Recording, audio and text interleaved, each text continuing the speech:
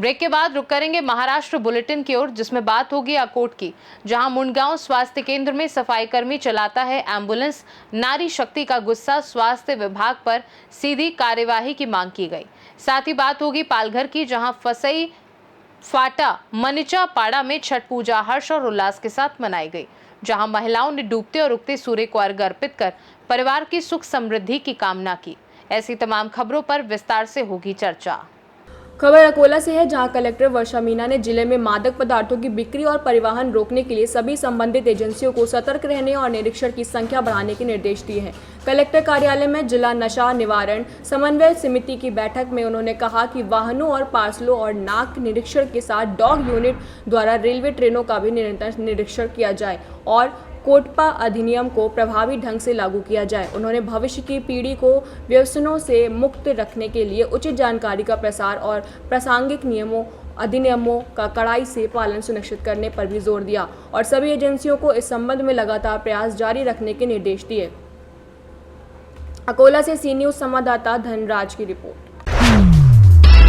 अकोट के मुंडगांव प्राथमिक स्वास्थ्य केंद्र में ड्राइवर की कमी के कारण 102 एम्बुलेंस की सफाई कर्मचारी चला रहे हैं, जिससे गर्भवती माताओं और मरीजों का जीवन खतरे में है और स्वास्थ्य अधिकारियों की जवाबदेही पर सवाल उठा रहे हैं। नारी शक्ति एकता संघर्ष फाउंडेशन के पदाधिकारियों ने सीधे स्वास्थ्य मंत्री से शिकायत दर्ज करने का फैसला लिया है और जांच की मांग की है कि एम्बुलेंस सफाई कर्मचारियों को किसने चलाने की अनुमति दी और यात्रा शुल्क किसके नाम पर लिया गया है। जिला व तालुका स्वास्थ्य अधिकारियों ने इसका कोई आदेश न देने की बात कही है। संगठन ने लापरवाही प्रशासन के खिलाफ विरोध प्रदर्शन की चेतावनी दी और कहा कि यदि जिम्मेदार अधिकारियों के खिलाफ कार्रवाई नहीं हुई तो वे सड़कों पर उतरेंगे।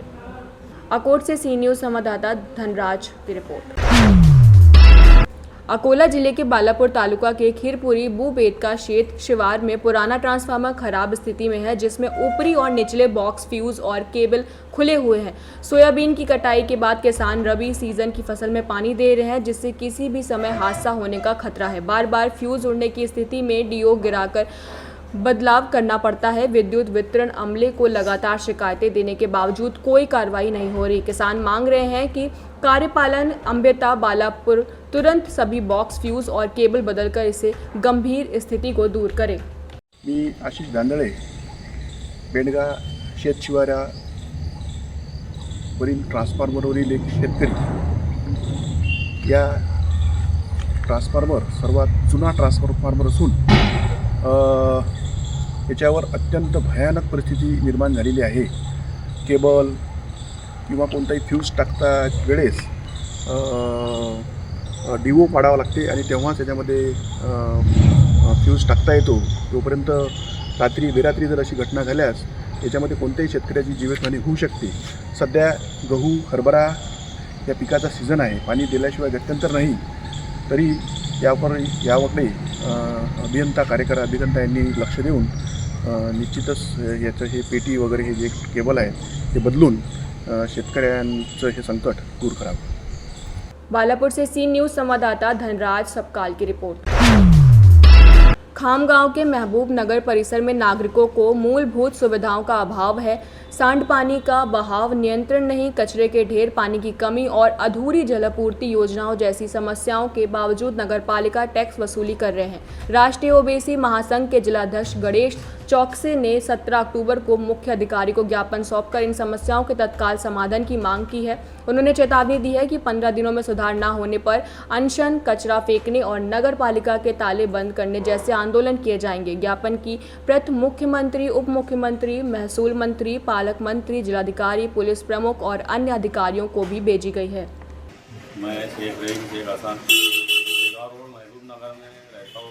वहाँ कोई सुविधा नहीं है, पानी की नहीं है, नाले नहीं, और उसके बाद में बच्चों को डेंगू मलेरिया थोड़ी घान, वहाँ कोई अधिकारी आके देख के गए ही नहीं। ये बहुत पहले से समस्या चालू है, इसके लिए कोई करने वाला ये तैयार नहीं है। हमने नगर परिषद में ये निवेदन भी दिया, अभी तक कोई अधिकारी आके देखा नहीं। और पानी की बहुत समस्या है, कचरा घान नाले नहीं है उधर। बुल्डाना से सी न्यूज संवाददाता ईश्वर सिंह ठाकुर की रिपोर्ट। महाराष्ट्र के पालघर जिले के वसई फाटा मनीचा पाड़ा में छठ पूजा हर्ष और उल्लास के साथ मनाई गई, जहां महिलाओं ने डूबते और उगते सूर्य को अर्घ अर्पित कर परिवार की सुख समृद्धि की कामना की।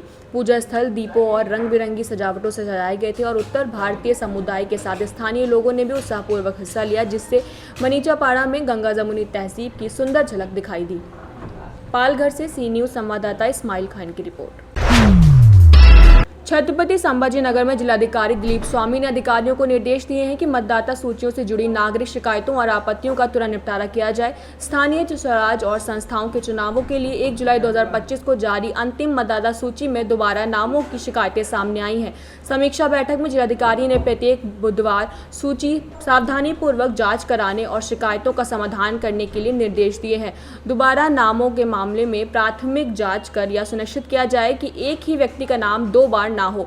मतदाताओं से लिखित उत्तर लेने के बाद सूची में संशोधन किया जाएगा। उत्तर न देने वाले नामों के सामने दोबारा नाम का उल्लेख होगा और मतदाता के लिए पहचान पत्र के आधार पर उन्हें मतदान की अनुमति दी जाएगी। जिलाधिकारी ने कहा कि सूची पूरी तरह त्रुटि रहित होनी चाहिए ताकि चुनाव प्रक्रिया पारदर्शी और निष्पक्ष बनी रहे। संभाजी नगर से सी न्यूज़ संवाददाता राधे श्याम की रिपोर्ट। महाराष्ट्र बुलेटिन में फिलहाल के लिए इतना ही। देश दुनिया की बाकी खबरों को जानने के लिए आप देखते रहिए सी न्यूज़ भारत।